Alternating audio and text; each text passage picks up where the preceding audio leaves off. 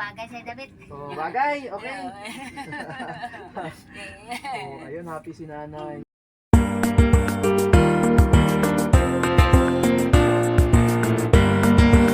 Oh, nandito tayo ngayon ulit sa Ila, Nanay Prissy. Nay, kumusta ka, Nanay?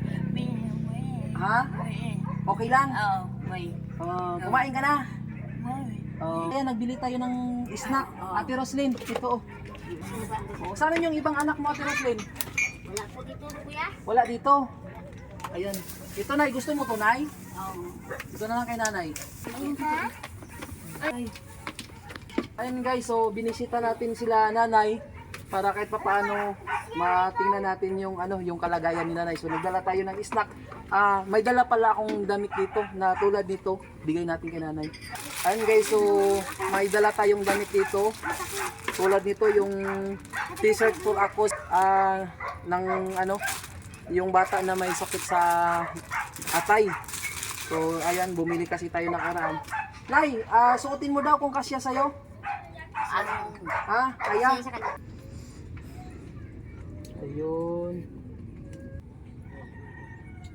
Pero magalaw mo, Nay. Hindi, magalaw mo siya.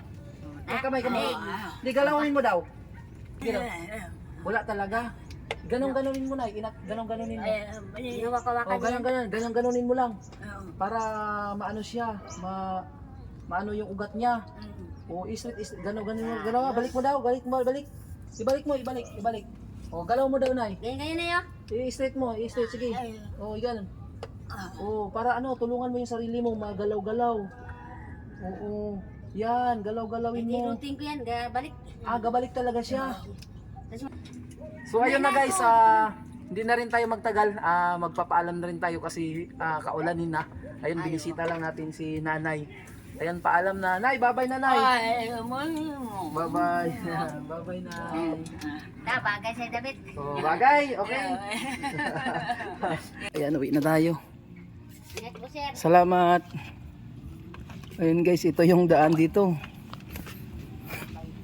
Kunting pagkakamali, pwede kang mahulog.